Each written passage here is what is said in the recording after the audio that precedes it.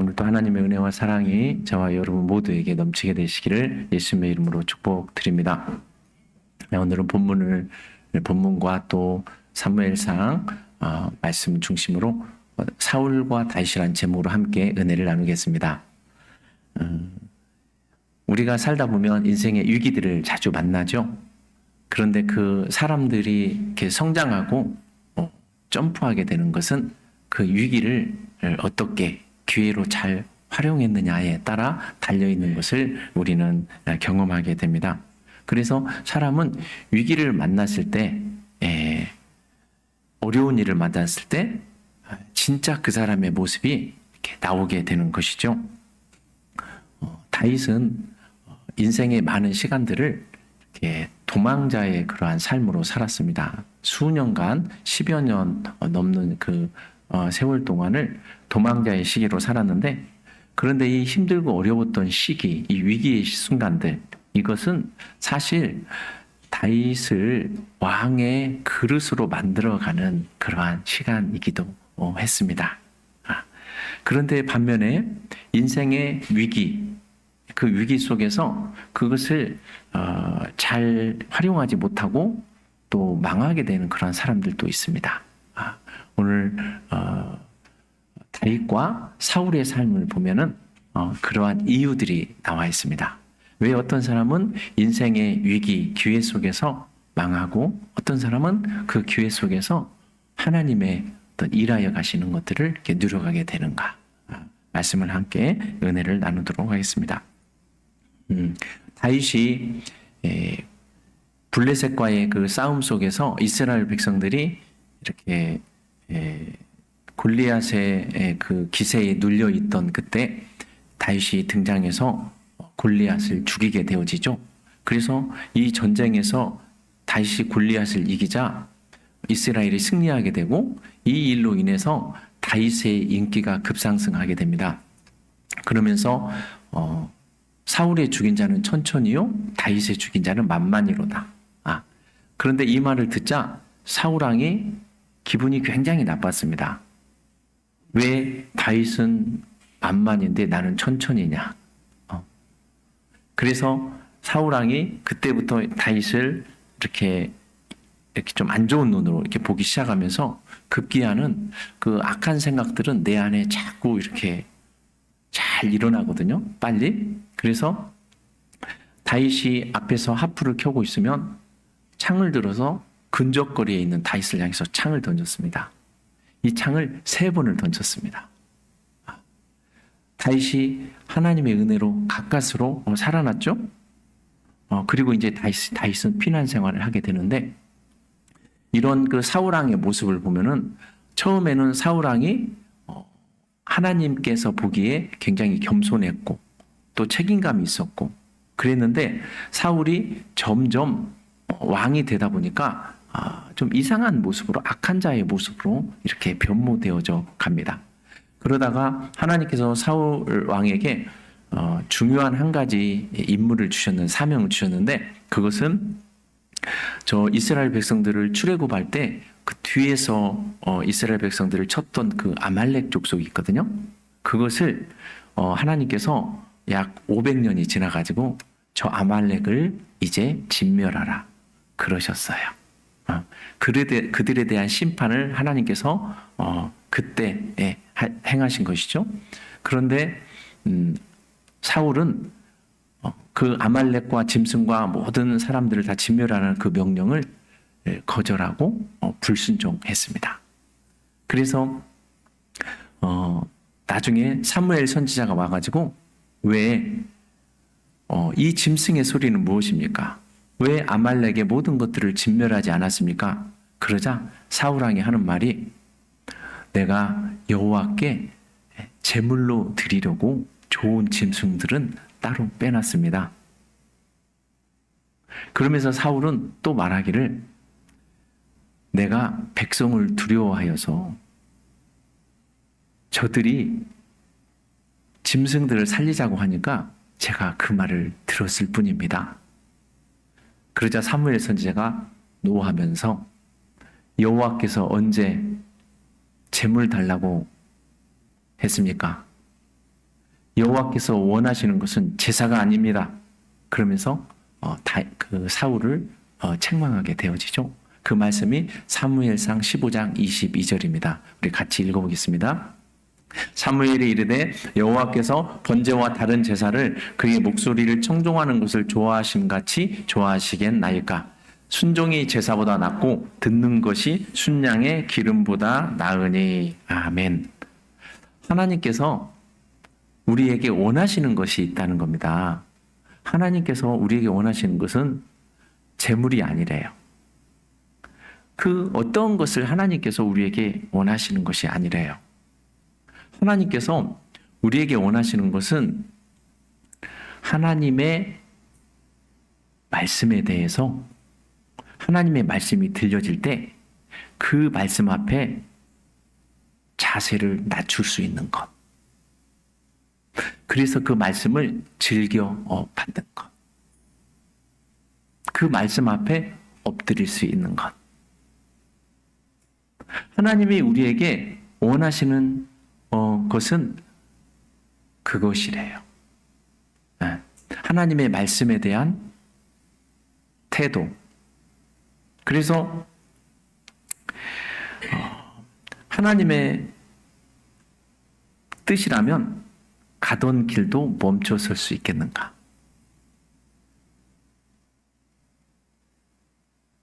손해를 보면서도 하나님의 뜻 앞에 나의 계획을 굴복시킬 수 있겠는가? 하나님의 뜻이라면 나의 감정도 쳐서 복종시킬 수 있겠는가?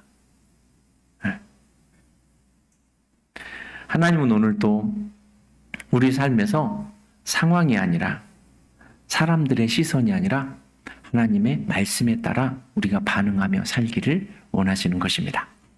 그리고 그 말씀에 순종하며 살아가는 것. 그래서 저와 여러분이 사람들의 시선에 따라 사는 것이 아니라, 상황에 따라 사는 것이 아니라 하나님의 말씀에 따라 반응하며 살아가는 저와 여러분 될 수 있기를 축복합니다. 오늘 본문을 보면 사울왕이 3,000명의 그 정예 군사들을 데리고 다윗이 있는 곳을 이렇게 포위합니다. 유대 땅은 좁아가지고 이렇게 숨을 데가 별로 없어요. 근데 엔게디라는 그 오아시스가 있는데, 그 오아시스에 이렇게 동굴이 있었는데 다윗이 그 동굴에 이렇게 숨어 있었는데, 그 주변에 다윗이 있다는 것을 사울 왕과 3,000명의 군사들은 다 알고 있어요. 그래서 온통 엔게디가 그렇게 넓은 곳이 아니거든요. 거기에 3,000명이 쫙 깔렸으니 다윗은 그야말로 도관에 든 쥐죠. 이제 죽는 것은 시간 문제예요. 그런데 그래서 다윗과 그 3,000명의 다윗과 그 부하들은 그 동굴 깊은 곳에, 엔게디 한 동굴의 깊은 곳에 숨어 있었거든요. 근데 밖에서 무슨 소리가 나는데 한 사람이 들어오는 거예요. 그러더니 이 사람이 왜 들어왔나 봤더니 용변을 보려고. 그리고 그 자리에서 용변을 보고 있는데, 그 굴 깊은 곳에 있는 사람들은 굴 이쪽 바깥쪽에 있는 사람들이 잘 보이겠죠? 어둠 속에 있는 사람들은 서로도 잘 보이고 밖에 있는 것은 더 잘 보이잖아요. 눈이 적응이 돼가지고. 그래서 이 다윗과 그 부하들이 딱 보니까 사울인 거예요. 여러분, 이것은 기회일까요? 아니면 하나님의 시험일까요?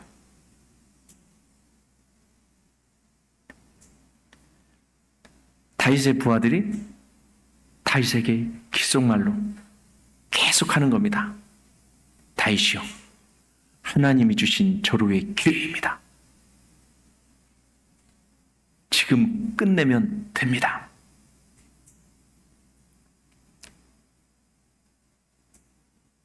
그런데 다윗은 내가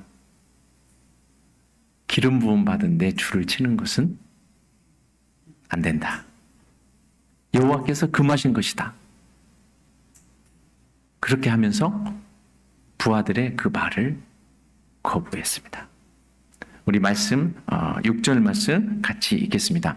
시작. 자기 사람들에게 이르되 내가 손을 들어 여호와의 기름 부음을 받은 내 주를 치는 것은 여호와께서 금하시는 것이니 그는 여호와의 기름 부음을 받은 자가 됨이니라 하고 아멘. 사울 왕은 다윗의 원수죠. 사울을 죽이면 누구는 살아요? 다윗은 사는 거예요. 그런데 지금 이런 기회에 혼자 무방비 상태로 들어왔잖아요. 그런데 이 기회를 살리지 못하고 사울을 이렇게 돌려보내면 그러면 이것은 그야말로 너무너무 아쉬운 일이었어요. 누가 생각해도 그 사울을 그냥 그 자리에서 돌려보내는 것은 합리적인 판단이 아니었습니다. 그런데 다윗은 합리적인 판단을 뛰어넘습니다. 왜 다윗이 사울을 그때 죽이지 않고 부하들에게도 금했느냐? 다윗은 여호와의 기름 부음을 받은 자이기 때문에 하나님의 손이 머물렀던 자예요. 하나님의 은혜가 머물렀던 자. 그는 하나님께 구별함을 받은 자였어요. 그가 비록 그의 삶이 어떠하다 할지라도, 그가 부족하고 연약하고 악을 행한다 할지라도 그는 하나님의 은혜가 한번 덮어졌던 자예요. 그래서 다윗은 이는 여호와께서 금하신 것이라 그러면서 다윗이 결정한 것은 사울 왕의 그 겉옷자락을 살짝 베어낸 것, 그것으로 모든 것을 마무리하게 됩니다. 성도 여러분, 우리의 삶에 우리가 원하는 기회가 찾아올 때가 있습니다. 그러나 그 기회가 내 앞에 찾아왔다고 해서 모두 다 하나님의 뜻이라고 할 수 있는 것은 아닌 것입니다. 내가 원하는 직장에 들어갔어요? 이게 과연 하나님의 뜻일까? 그렇지 않을 수도 있다는 것입니다. 나에게 원수 갚을 기회가 왔어. 마침 나의 원수와 같은 사람에게 약점이 잡혔어. 그럴 때 내가 원수 갚는 것이 하나님의 뜻일까? 그렇지 않을 수 있다는 것입니다. 하나님께서 내 삶을 내가 무엇을 하려고 하는데 자꾸 유리한 상황이 자꾸 되어져. 과연 그것이 하나님의 뜻일까? 그렇지 않을 수도 있다는 것입니다. 내 가족들에게 사람들이 다 내가 틀리다고 했는데 다 알고 봤더니 내 말이 맞아. 그러면 이것을 내가 옳다고 가족들에게 말해서 나를 주장하는 것, 이것이 하나님께서 나에게 원하시는 것이 아닐 수도 있다는 것입니다. 다윗은 자기 눈앞에서 좋은 기회가 찾아왔습니다. 그러나 그 다윗의 눈앞에 놓여 있는 그 기회는 과연 그게 하나님의 뜻이었을까? 다윗은 하나님의 뜻보다는 하나님의 말씀을 더 앞세웠습니다. 이는 여호와께서 금하신 것이라. 다윗의 영혼은 알고 있었어요. 여호와께서 금하신 것임을. 그것이 곧 하나님의 말씀이었어요. 다윗은 왜 이러한 다윗의 부하들의 마음은 사울 왕을 죽이자 그러고 그런데 다윗은 왜 이렇게 기회가 왔음에도 그 기회대로 행하지 않고 다르게 행했을까? 그것은 다윗의 마음은 하나님의 말씀에 근거하고 있었기 때문에 그래요. 여호와께서 금하신 것이다. 사울 왕은 자기 생각의 근거에서 늘 행동했죠. 그러나 다윗은 하나님의 말씀의 근거에서 행동해 갑니다. 그래서 다윗은 영적으로 반응해 갑니다. 영적으로 반응해 간다는 것은 다윗에게도 사울 왕에 대한 어떤 감정이 없었다는 것이 아닙니다. 감정이 생기지 않았다는 것이 아닙니다. 오히려 그 감정이 있음에도 감정보다 하나님의 말씀을 더 높은 자리에 올려두었다는 것입니다. 이것이 다윗이 영적이었다는 증거였습니다. 우리가 이 세상을 살아갈 때 매일 삶의 선택적인 순간을 맞이하게 됩니다. 그러나 우리의 선택은 상황과 감정의 영향을 받기가 쉽습니다. 나를 무시하는 사람이 있어요. 나를 무시하는 그 사람에게 내가 감정으로 반응할 것인가? 나에게 손해를 끼친 사람이 있어요. 내가 그 사람에게 받은 그 손해대로 되갚아 줄 것인가? 나는 내 감정이나 상황에 따라 반응하는가? 아니면 하나님의 말씀에 따라 반응하는가? 성도 여러분, 저와 여러분이 나의 마음으로 반응하는 것이 아니라 상황에 따라 반응하는 것이 아니라 하나님의 말씀으로 반응하며 살아갈 줄 아는 은혜가 있으시기를 축복합니다.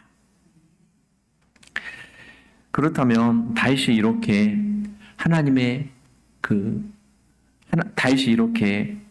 사울 왕을 죽이지 않는 이러한 반응을 했던 것, 그 근거들을 이렇게 더 찾아보면 첫째로 다윗은 하나님의 자리에서 내려와서 모든 판단을 하나님께 맡겼다는 것입니다. 만약에 다윗이 하나님의 자리에 있었다면 거기서 끝냈을 것입니다. 그런데 다윗은 하나님의 자리에서 내려와서 모든 판단을 하나님께서 하신다. 그리고 하나님께 맡길 줄 알았어요. 다윗은 사람이 죽고 사는 것이, 흥하고 망하는 것이 하나님의 주권에 있음을 신뢰했습니다. 그래서 내가 하나님이 되어 최종 심판자가 되지 아니하리라. 우리 시편 37편 7절에서 9절 말씀 같이 읽겠습니다. 시작. 여호와 앞에 잠잠하고 참고 기다리라. 자기 길이 형통하며 악한 꾀를 이루는 자 때문에 불평하지 말지어다. 분을 그치고 노를 버리며 불평하지 말라. 오히려 악을 만들 뿐이라. 진실로 악을 행하는 자들은 끊어질 것이나 여호와를 소망하는 자들은 땅을 차지하리로다. 아멘. 세상에는 악인들이 있습니다. 그 악인들에 대해서 다윗은 원망하거나 불평하지 말아라. 오히려 너희가 원망하고 불평하면 악을 만들 뿐이라. 그렇게 말씀하는 것이죠. 그러면서 너희가 해야 될 일은 따로 있다. 그것은 여호와를 소망하는 것이다. 하나님을 바라보는 것이다. 그러면 여호와께서 너희에게 땅을 주실 것이다. 여호와의 기업을 너희에게 주실 것이다. 여호와께서 너희 삶에서 행하실 가장 선한 일들로 너희 삶을 인도하여 가실 것이다. 라고 말씀하고 있는 것입니다. 그러면 성도 여러분, 우리의 소망은 하나님께 있는 것입니다. 우리가 우리의 소망을 하나님께 두고 살아가면 하나님께서 우리의 삶의 문제들을 해결해 가시는 것입니다. 그래서 저와 여러분이 하나님의 자리에 내려와서 판단하지 말고 모든 판단을 하나님께 맡기며 그렇게 살아갈 수 있는 은혜가 있기를 바랍니다. 두 번째로 다윗이 그렇게 반응했던 근거는 하나님의 말씀을 알았기 때문입니다. 여호와께서 금하셨어요. 다윗의 영혼의 깊은 곳은 알고 있었어요. 이것은 아니다. 그는 여호와의 기름 부음을 받은 자다. 그래서 그 동굴 안에 사울 왕이 혼자 있을 때 다윗 마음속에도 에이 죽이자. 이번에 사울 죽이면 내가 고생 끝이다. 그러면 다윗의 마음은 시원해질 수 있습니다. 이제 불행 끝, 행복 시작. 그러나 만약에 그랬다면 다윗은 모든 백성들에게 폭력적인 사람이 되는 겁니다. 그리고 다윗이 설사 왕이 되었다 할지라도 다윗의 그 행동 때문에 이스라엘은 내전이 끊이질 않는 겁니다. 그러나 다윗은 하나님이 다윗에게 왕 삼겠다 하신 그 하나님의 약속을 자기 손으로 이루려고 하지 않았습니다.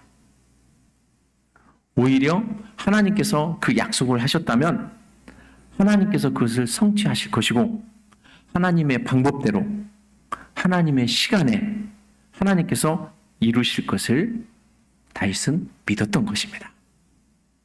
그래서 엔게디에서 그 시험은 곧 하나님께서 다윗에게 허락하여 주시는 연단인 것을 다윗은 알았던 것이죠.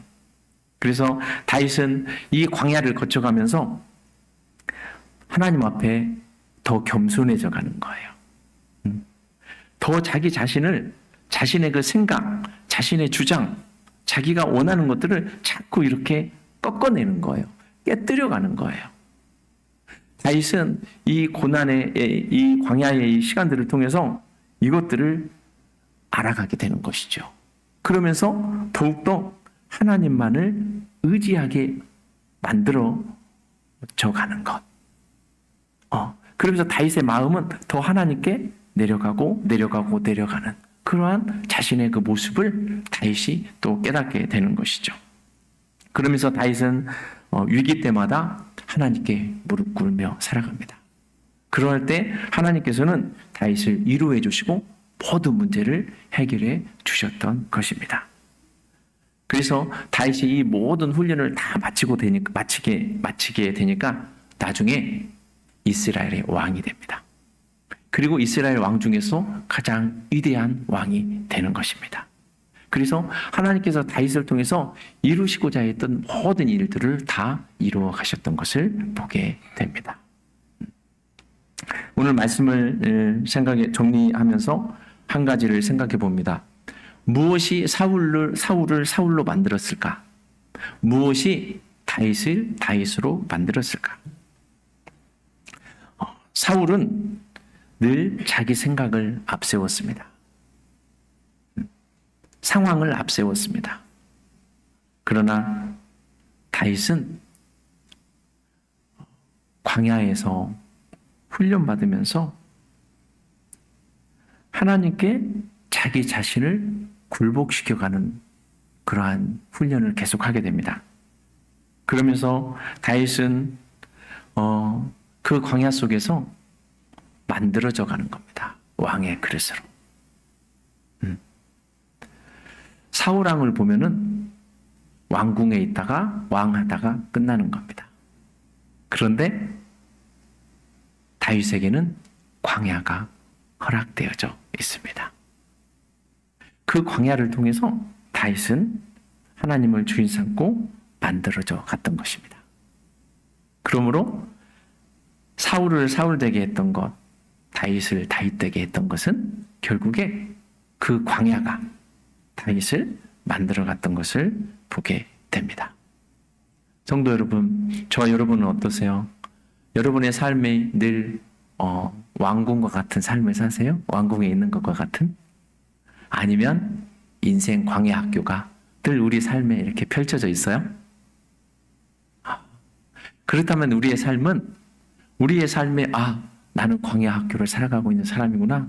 이걸 우리가 알고 있다면 우리의 삶은 하나님께서 이끌어 가시는 밝은 미래가 보이는 것이죠. 그래서 저와 여러분이 이 광야에서 상황에 따라 살지 않고 내 생각에 따라 살지 않고 하나님을 주인 삼고 살아가는 그런 삶으로 우리는 계속해서 나아갈 수 있는 것입니다. 그렇지만 우리가 이렇게 다윗의 이러한 모습을 보면서 그래, 다윗처럼 이렇게 살면 살아갈 수 있겠구나. 그렇지만 또 우리의 삶은 항상 다윗이 살아갔던 그런 삶과 같은 삶을 살아갈 수 있는 것은 아니었습니다. 사울처럼 때로 우리는 내 생각보다 하나님의 뜻보다 내 생각을 더 앞세우며 살아갈 때가 있고요. 우리의 시선은 때로 하나님을 의식하기보다는 사람을 의식하며 살 때가 많이 있습니다. 또 때로 내가 직접 내 문제를 해결해 버리려고 하는 그러한 삶을 살기도 하고, 때로는 하나님의 때를 기다리지 못해서 실수하고 넘어지고 그러기도 합니다. 그러므로 성도 여러분, 우리를 붙잡아 주실 분은 다윗보다 더 완전한 왕이 필요합니다. 그 왕은 바로 예수 그리스도이십니다. 저와 여러분이 예수 그리스도 그분을 붙잡을 때 우리의 삶은 완전함으로 나아갈 수 있게 되는 것입니다. 사울은 자기의 뜻을 붙들었습니다. 그러나 예수님은 하나님의 때를, 다윗은 하나님의 때를 기다렸습니다. 그런데 예수님은 하나님의 뜻을 붙잡고 마침내 그 하나님의 뜻을 이루기 위해서 십자가에 죽으셨습니다. 다윗은 사울왕을 죽이지 않았죠.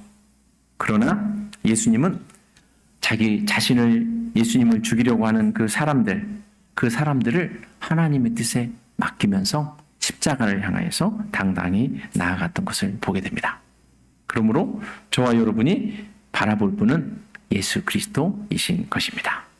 그래서 저와 여러분의 삶 속에 내 상황을 바라보는 것이 아니라, 나의 감정을 바라보는 것이 아니라 주님의 말씀을 바라보고, 내가 내 일을 이루어가는 것이 아니라 주님께서 내 삶을 이루어 가시도록 주님께 주권을 올려드리며 살아가는 은혜가 있기를 예수님의 이름으로 축원합니다.